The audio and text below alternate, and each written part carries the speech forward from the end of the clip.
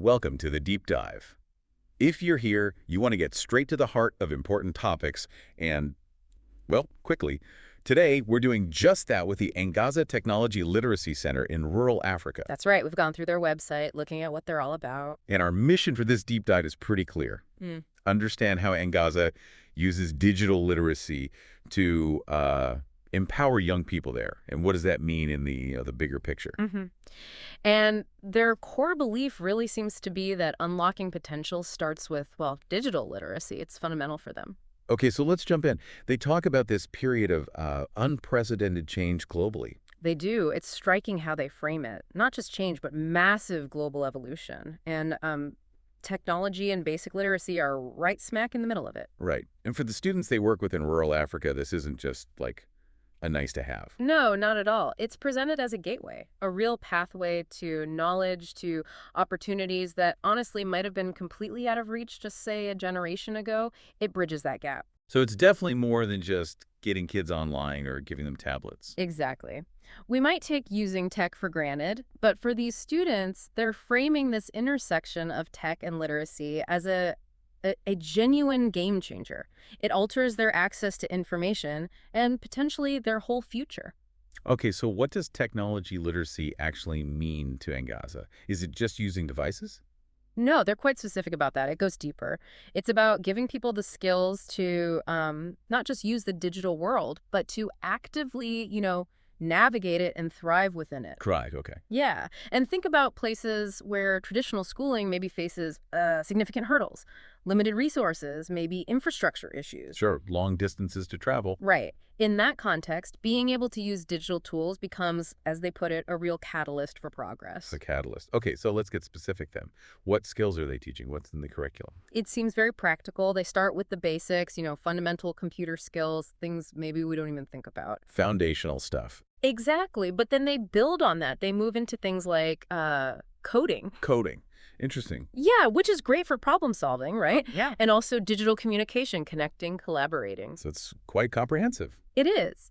And their goal, they state it pretty clearly, isn't just users. It's to foster a generation capable of leveraging technology to solve real-world problems. Wow. Okay. That's a big step beyond just knowing how to open an app. It's about creation and problem solving. Precisely. Shifting from consumption to using tech as a tool for innovation, for tackling local issues. Now, something else that jumped out from their materials was this strong link they make between technology literacy and financial literacy. Why bring those two together? Well, if you look at how economies are evolving globally, financial know-how is just increasingly digital, isn't it? True. Online banking, mobile payments. Exactly. And for many rural communities in Africa, which maybe didn't have easy access to traditional banks, this digital connection can be huge. And Angaza really emphasizes how tech can empower people here. How so? By helping them understand digital transactions, maybe manage their money using apps, access financial info that was just, well, unavailable before. So it's about making that leap from maybe just handling cash to being confident with digital money, digital tools, participating in the modern economy. That's the core of it. Empowerment, giving students the ability, the agency to manage their own economic situation, make informed choices. Demystifying digital finance. Right, giving them the tools to participate fully, build maybe more secure futures. But obviously none of this happens if you can't get online or use a computer. They must address the digital divide, right? Yeah. That's a massive challenge in rural Africa. Oh, absolutely. And they seem to be tackling it head on. It's not just a footnote, it's central. So what are they actually doing to bridge that gap? It looks like a multi-pronged approach, which is smart. They're actually setting up physical computer labs in remote villages. Really? Actual infrastructure? Yeah, providing that essential hardware. And then critically focusing on getting internet access sorted out, which is often the biggest hurdle. Connectivity is key. Definitely. And they also recognize money can be a barrier, so they offer scholarships too. Okay, so labs, internet, and financial help. Attacking it from all sides. Pretty much. The stated aim is creating a level playing field, making sure that where you live or your family's income doesn't stop you from becoming digitally literate. A level playing field. That makes sense. And that flows right into how they see technology supporting sustainable education. Education as the foundation for progress. Right. Education is the bedrock. Yeah. And tech makes that foundation stronger, more future-proof. That seems to be the idea, using tech as a force multiplier for education for the long haul.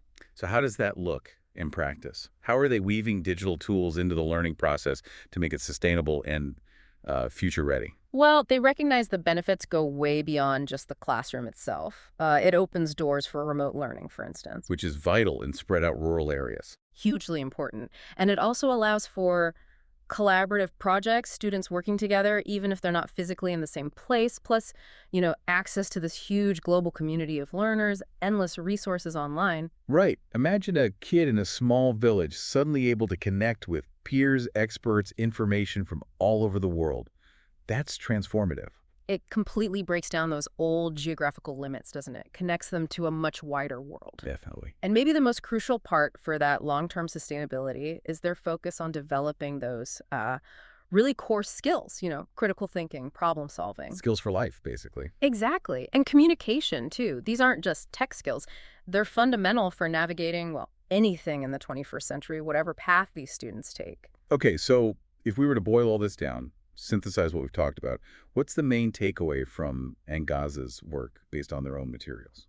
I think the core insight is that Angaza is really on a vital mission here. They're unlocking potential that's already there in young people in rural Africa, and they're doing it through this focused, very thoughtful approach to digital literacy.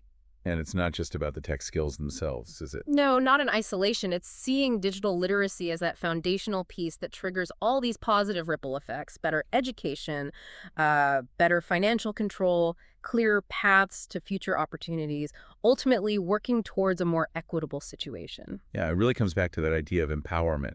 Not just giving devices, but fostering opportunity, fostering the thinking skills needed to really thrive today. Couldn't agree more. It's about enabling them to participate fully, not just consume.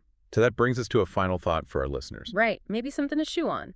Think about how these kinds of focus efforts, like what Engaz is doing, how they might create much wider ripples. Ripples beyond just that specific region. Exactly. On global progress, on our interconnected world, what happens when we genuinely bridge this digital divide?